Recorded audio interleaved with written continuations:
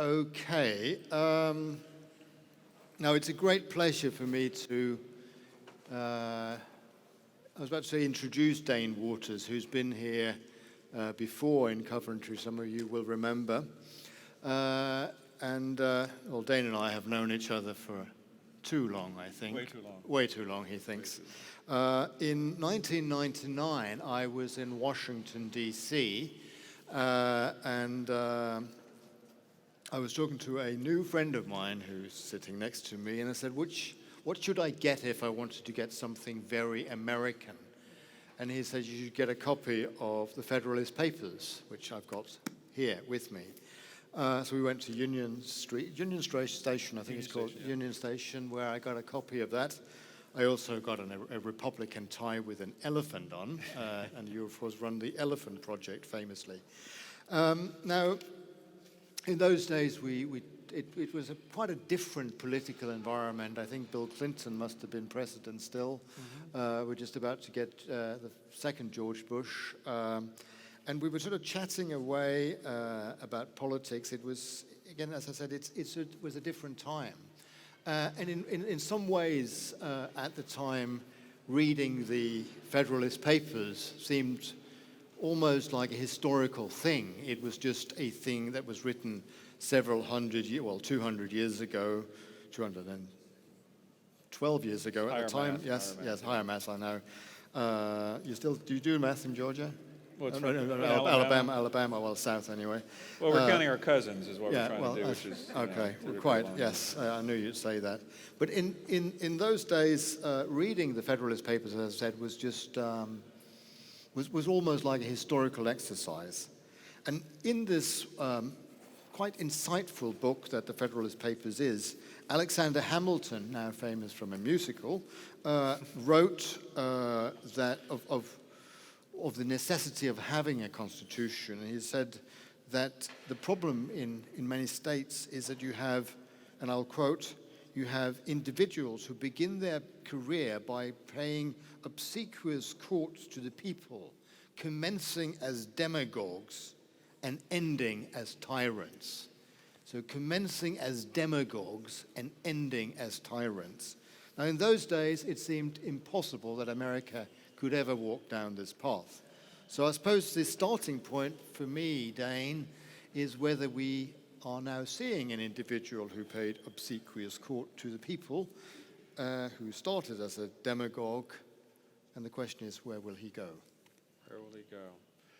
Well, first, I do want to say thanks for having me, Matt, and thanks to Professor Hardy and others for having me here. And this is one of the reasons that Matt and I talked about having in this format versus me giving a little boring lecture is because this is a topic, in my opinion, it's very subjective. And when you talk about peace and you talk about Donald Trump and whether he is a threat for peace and world peace, what's the old saying that one person's terrorist is another person's freedom fighter type thing? But I thought that it's very critical that we sit here and just talk about the realities of who this individual is, and I think a great starting point is what you're talking about, our founding fathers and Alexander Hamilton, because they viewed, when they wrote the Declaration and the Constitution, they were smart enough to recognize human nature, and that human nature is such that there would be a point in time in America's history in which an individual would become president, in which all the checks and balances that existed would be, hopefully would restrain that individual. But if not, then we would have to go down the path of the impeachment, which we'll get to here in a moment. But the main topic, the main discussion here is about whether or not Donald Trump is a threat to world peace. Now, as I said, it's a very subjective thing because the word, what is peace, may be different to different people. But I like to use this analogy, is that way back, and I can't remember how long ago it was, but there was a U.S. Supreme Court case. 64. 64? I think so, yeah. There was a U.S. The year I was born. Wow, well, it's a great year. Great things happened that year. In the Supreme Court case, it was about it's about the right of government to define and restrict pornography. And one of the big issues there is what is pornography? And then they really hinged on a word about obscenity. What is obscenity? And Justice Stevens at the time said, hey, listen, honestly, I can't define what obscenity is, but I know it when I see it. And it's the same thing with Donald Trump when you're talking about world peace. Is he a threat to world peace? Is it something that I can define? Not necessarily, but I know it when I see it. And the reality is Donald Trump represents one of the greatest threats to world peace and to the future of America that in my wonderful 55 years I've ever seen. But to take that a little deeper, and I will ramble until the boss man over here tells me that I have to no longer ramble, is that let's kind of break that down into what that really means and why I believe and feel very strongly about Donald Trump being a threat to world peace. Now, I think it's very important to recognize, because typically when I talk about Donald Trump and I talk about my dislike for the individual, people automatically, without fail, will say, then I'm a Hillary Clinton supporter. No, I'm not a Hillary Clinton supporter. I am a Republican. I have been in Republican politics for 30 years. I've worked for every single Republican president since Ronald Reagan. So this isn't about me being anti-Republican or pro-Democrat. It's about the person and not the party. And so when I talk about Donald Trump, it's based upon and the threat that I believe that he represents to the world. It's not because of politics. It's not because of a political party. And it's not because of any specific policy that he has versus what a Democrat may have. It's because of who he is as an individual. And we'll take that a little deeper. When you talk about world peace, and I do also have to preface it because we were in Taiwan not too long ago, and there was an individual that kept following me around, and he kept accusing the CIA of destroying the world, and America destroying the world. And listen, I'm not going to sit here and defend the actions of our country year in and year out, because just like any country in the world, things have happened and been decided by world leaders that doesn't necessarily equal world peace. But when we talk about Donald Trump, I sit back, and I was not a big Barack Obama supporter. I was not a Bill Clinton supporter. But at the end of the day, if America had gone to war, I felt very strongly about the fact that I would rally behind our president, and that I would believe that our president at the time was doing what he felt was in the best interest of our country. Donald Trump is the first president or leader in my lifetime that I would be hesitant to stand behind. I'd be hesitant to follow. Now, I would, of course, follow our Joint Chiefs of Staffs or whomever else. But it's sad that when you live in a country where you automatically are skeptical of the motivations of a president of your country and what he's asking you to do. Now, I'll break it down into a couple of different areas. I think that he's a threat to world peace because I will use the phrase ambiguity. What does he stand for? What does he believe in? No one knows. It's really seriously every single day when he wakes up, he may watch Fox News or see something on CNN that he hates, and he'll decide this policy based upon whatever feeling he has that day. World leaders, there's an article that was written about America first, and Donald Trump talks about putting America first, and we have to make America great again. Well, the reality is America first does not mean isolationism. Okay? If you want America to be great, you have to work within the international community. We are a global economy. We're a global political system.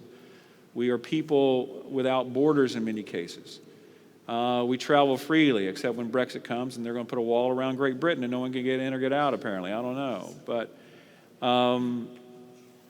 But the ambiguity of what Donald Trump believes in leads to uncertainty around the world, leads world leaders to say, what are we supposed to do? And it's not just ambiguity internationally, it's also domestically. When people wake up and say, okay, what is Donald Trump going to do this week or this month, dealing with social issues, social policy, once again, no one knows. So it's hard to plan. And that uncertainty and inability to plan leads to chaos. And with chaos becomes conflict. So ambiguity, having an ambiguous political philosophy, I wouldn't even say he has a political philosophy, is a threat to world peace. The second thing is I talk about no accountability. We live in a world where there are just bad people. I mean, there are evil human beings on this planet. Genocide takes place, people are killed. There are people, because of human nature, who want to take control and do things that are not in their people's best interest or in the world's best interest. And I'm not an advocate in believing that America is the country that has to go solve all the world's problems.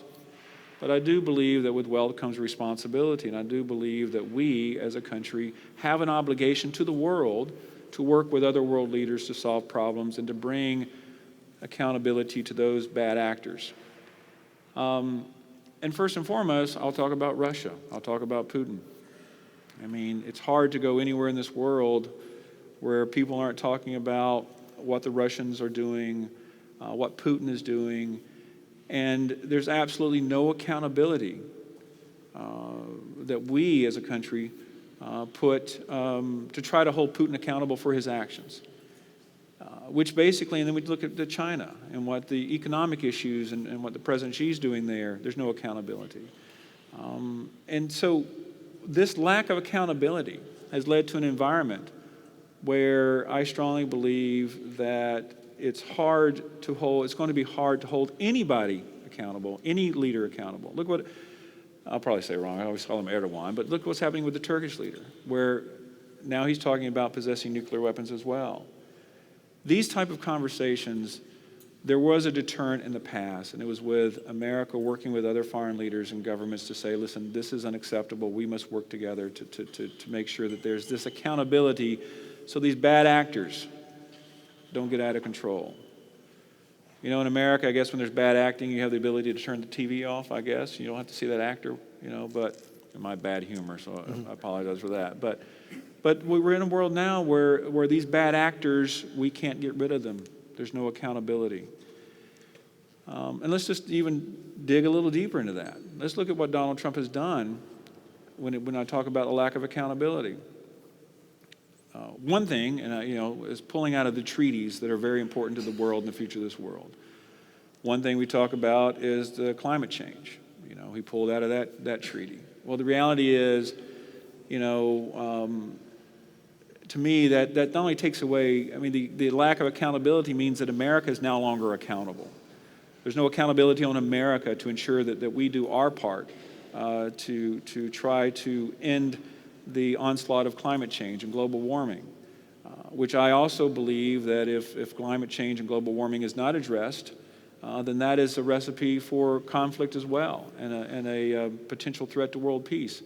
Because as climates change, food becomes more scarce, water becomes more scarce, human nature is going to become such that people are going to try to take actions that for their own self-preservation.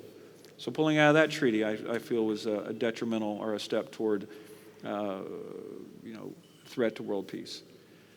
Then what he did, he pulled out of a nuclear treaty with Russia. Now, a lot of people talk about, in America, they say, oh, well, it's great, we can have a new arms race, it's good that we can have as many nuclear weapons as we want.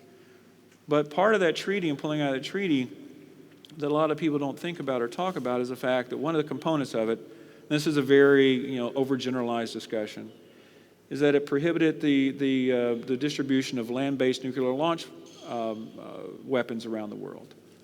Well, now that we pull out of that treaty, it's expected that Putin will try and put those land-based nuclear launch systems in Crimea and eastern Ukraine. Okay? No accountability. Donald Trump also pulled out of the Free Skies or Open Skies treaty, in which allows for verification and which allows for military planes to fly over certain parts of other countries to ensure, as Ronald Reagan would say, trust but verify. He pulled out of that treaty. So no longer is there the ability to to check and verify what other countries are doing as far as, potentially, putting in place nuclear launch systems, so forth and so on. Even so, pulling out of these treaties may seem to Americans, they're like, okay, well, we don't need those treaties. Why is it important to us? Once again, it leads to a lack of accountability. Now, Putin basically can do whatever he wants to do. If Putin decided to invade a country tomorrow, who's going to hold him accountable? Nobody is going to hold him accountable.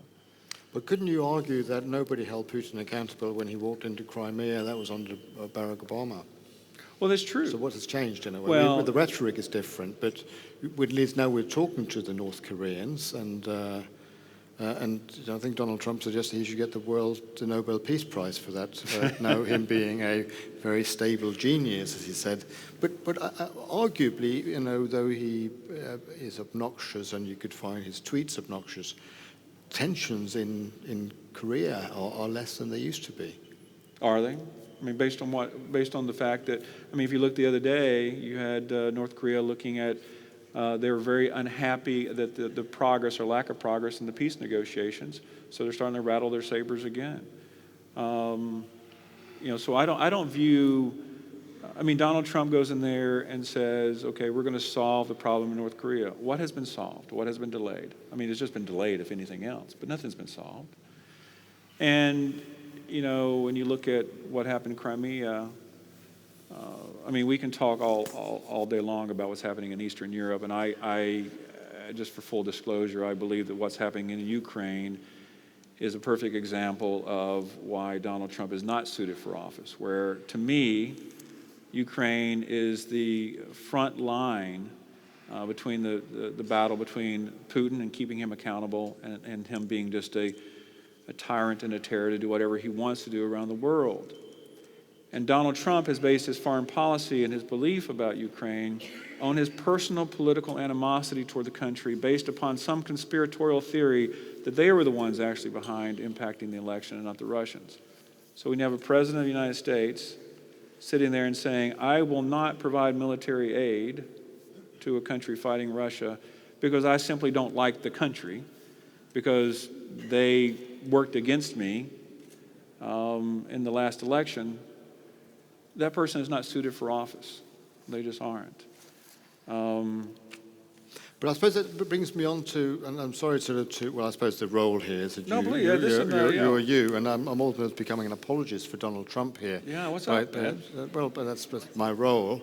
But one of the things in this wonderful book, in the Federalist Papers 51 to be exact, they talk about, or James Madison, who later became president, talked about ambition being made to counteract ambition. And the ideal of the American system was that you would have the famous checks and balances, and therefore you could hold people in check. Now, it seems to me, as an outsider and not a citizen or of your country, that those checks and balances just don't work. You have not only a president making his own foreign policy, but you have his personal attorney making his foreign policy. So there must be something deficient even in the system. Well, no, I think America's checks and balances are still solidly in place. But no check and balance can work properly without the people involved in those checks and balances having the honest intent of ensuring that they are carried out. The checks and balances in America right now, and then we can get into talking about impeachment if you want to, is that you have a Republican-controlled Senate that, for a wide variety of reasons, chooses not to be the check and balance on the executive branch like they're supposed to. And I don't care what system that you create around the world, as far as, I mean, listen, any political system is just, any system of governance is just a piece of paper. It's the people involved in that who have to carry it out and respect what's written on that paper for the check and balance to operate. I think the greatest check and balance we have in our country is that we have a military leadership that I do believe at the end of the day would not act in a manner that is counterproductive to what the president, that's counterproductive to world peace. But that's almost making it sound as if you were in Bolivia.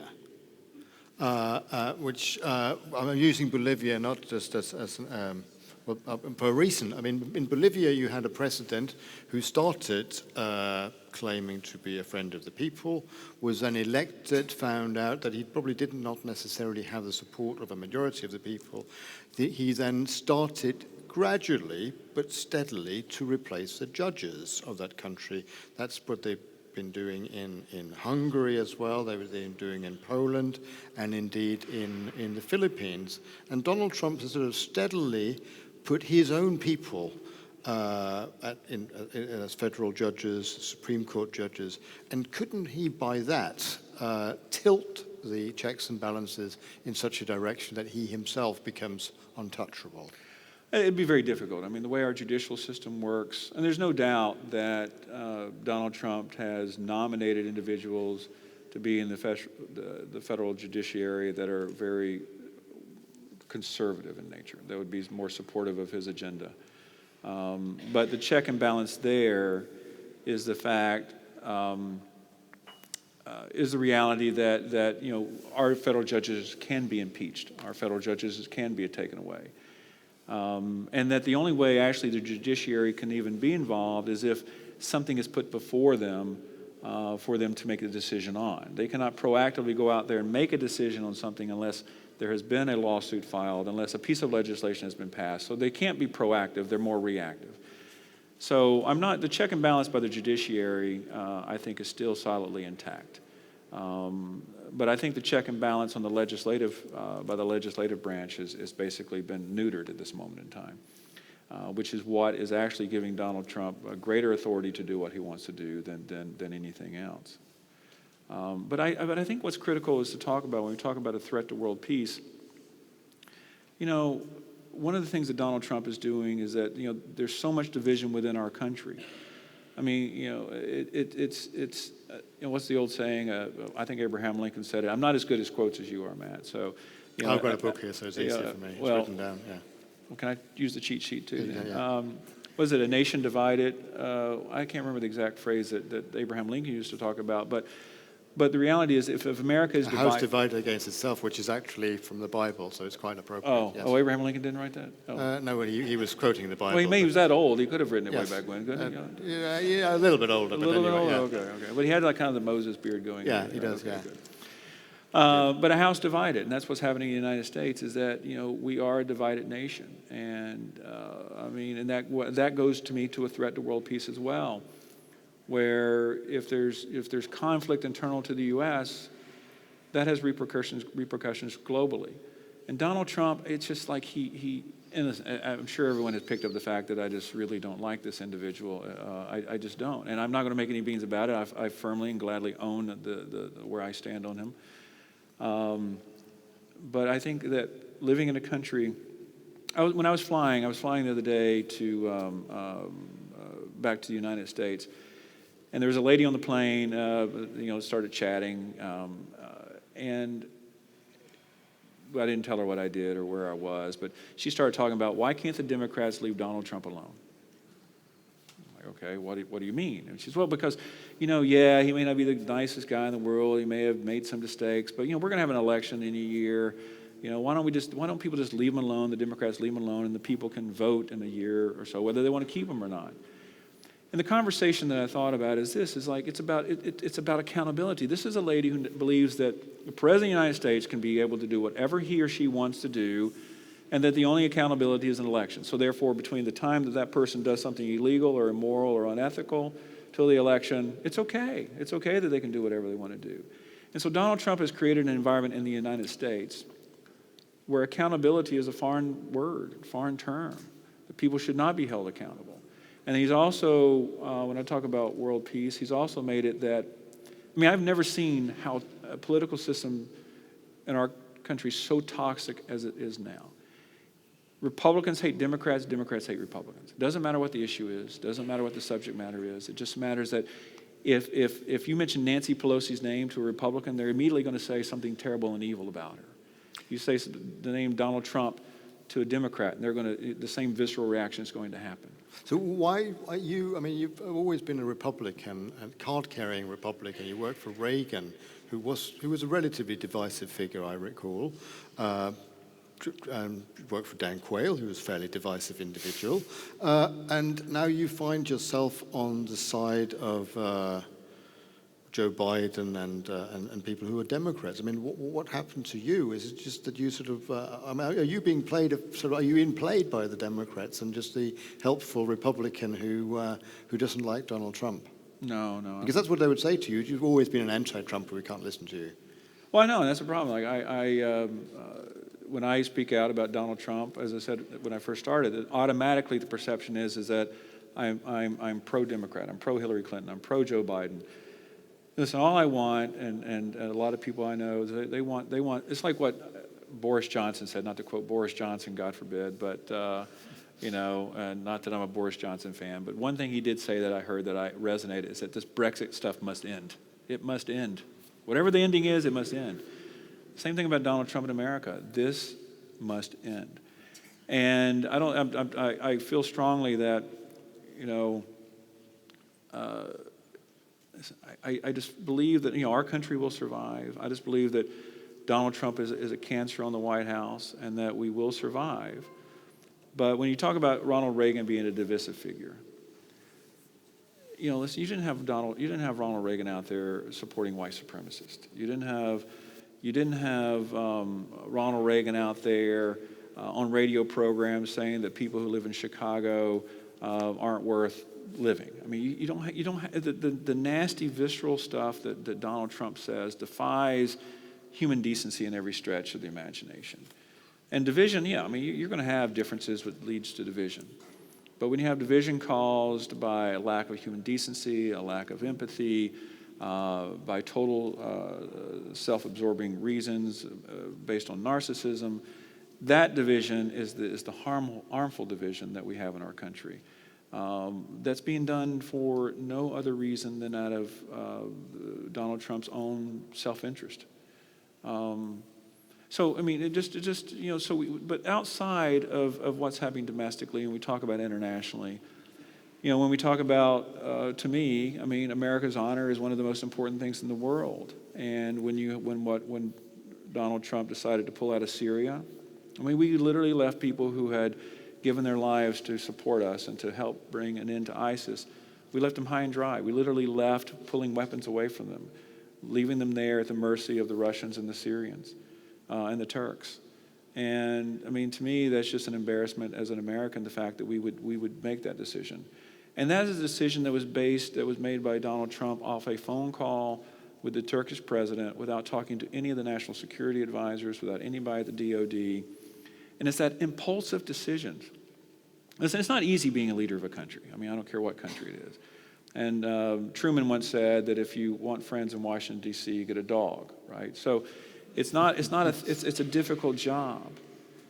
It's a job that I would never want. But at the same time, you have to have the ability to put your own self-interest aside and make the decisions that are in the best interest of your country. And you have to be able to elicit, to rely on those experts that are around you before you make these decisions. And Donald Trump, I tell you, you cannot be a president of the United States and act on such impulse. It's dangerous. And that, to me, actually represents one of the greatest threats to world peace, because the president of the United States is an extremely powerful individual. The things that he or she could do militarily definitely can cause an impact that could have a negative, that could lead to an imbalance and therefore a threat to peace. And that's the kind of stuff, that impulsiveness, that narcissism, I'm being very nice on him to him, aren't I, is something that greatly concerns me. So. Again, sorry, I'm just quoting way too much from this book, but it is quite prescient in some ways. There's been a great debate, or is a great debate, probably as we're speaking right now, about the impeachment. And when I hear Mitch McConnell and others, and they say consistently, but Donald Trump hasn't committed a crime. Now, when the Founding Fathers talked about impeachment, it's Hamilton, again, as in the musical, he said it has to be situations where you have the misconduct of public men. In other words, abuse or violation of public trust. I suppose it's almost sort of self-evident that he is guilty as charged. So Yeah. why is it? I mean, from a sort of legal reading, this is what the Founding Fathers said was impeachable offences. He ticks every box of these impeachable offences. So why not? Well, I think the Republicans have done a masterful job, or the Republicans in the Senate. They recognize, as if you followed the story, that it's hard to defend what Trump did as far as Ukraine specifically is concerned. So what they've turned to is saying that he committed no crime. and therefore impeachment shouldn't occur. And what they've done is they've defined in the impeachment, in the words associated with impeachment, that committed high crimes and misdemeanors. And they want to base it and say, make you think that, okay, it has to be a definable crime, like you robbed a bank, or you went too fast, or you shot somebody, or you killed somebody. But as Matt is talking about, the Founding Fathers didn't see that as you committing a crime. Yes, if you committed a crime, then yes, you should be held accountable. But it's a crime against the country. It's basically where you have abandoned your fiduciary responsibilities and your responsibilities to lead America. And that is what Donald Trump is guilty of. And that's why I believe that impeachment is very appropriate at this moment in time, because he has betrayed the country. He operates for his own self-benefit. He has made the world less safe and secure. He has made Americans less safe and secure. And if those aren't impeachable offenses, then I don't know what is. Good. Thank you very much, Dane. Now, I've asked enough questions, and there are other people of greater wisdom, such as Veronica, who would like to ask a question. Can we have a microphone? And if other people want to, I won't take them in.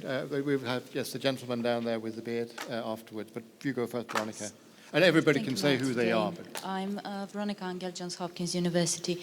One of the constraints that should have worked to make Donald Trump not exist as president is the institution of political parties. And more precisely in this case, the mechanisms of the Republican Party seem not to have worked as a gatekeeper to stop his election. Could you tell us more from your experience with the Republicans, what's going on within this party? Are they captive? Are they? What's going on? Yeah, that's my question.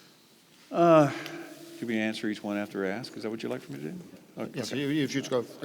No, it's a great question. My background, when during the last election, I started a group called Delegates Unbound, because at the Republican National Convention, we wanted to give the delegates, the Republican delegates, an opportunity to choose someone other than Donald Trump. So the antiquated rules and laws of the Republican Party was that if you win a state and you win those delegates are bound to vote for you at the convention no matter what. Well, technically that wasn't true. Okay, so Donald Trump basically hijacked the convention, and he ended up with the nomination because of people like Sean Spicer, who decided that we were going to say to the delegates that you're bound and you must vote a certain way. So the party process failed. It was not the check and balance that it should have been. And that is because the Republican Party at the time, there had been so much fracture, so much animosity about Donald Trump, that what they wanted, they wanted that to end, and so they did not want any additional fighting or dissension among the Republicans. And so they said, let's have Donald Trump, because honestly, many Republicans, even at the convention, didn't think Donald Trump was going to win. They didn't. And they felt that it was, you look at people like Ted Cruz, who chose not to fight on the delegate issue because he believed that Donald Trump would lose, and that would make it a free slate for him to run 4 years later. So they abdicated their responsibility to the Republican Party. And I think even now, if you look at what's happening, is that the Republican Party has changed the primary system again that will basically absolutely ensure Donald Trump's nomination for the Republican Party this time, which is why you don't see anybody, as terrible a human being as Donald Trump is. What's crazy is there's no one in the Republican world who's challenging him for president, and that is because the Republican Party has made the system such that there is no openness, there is no fairness. And that has to change so we can have we can avoid this from happening again in the future. Thank you. With gentleman down there with the microphone, yes. You talked about America's role as working with the international community to hold powers like President Putin accountable. You've spoken about Donald Trump's impulsiveness and lack of clarity in his political leanings, creating chaos. Do you think that once Donald Trump is removed from office, America's previous reputation as an international mediator, coordinator, benevolent power can ever be restored? Or do you think that future presidents and Senate and Congress will need to redefine America's role in the international community as a result of Donald Trump's presidency? I believe the impact of Donald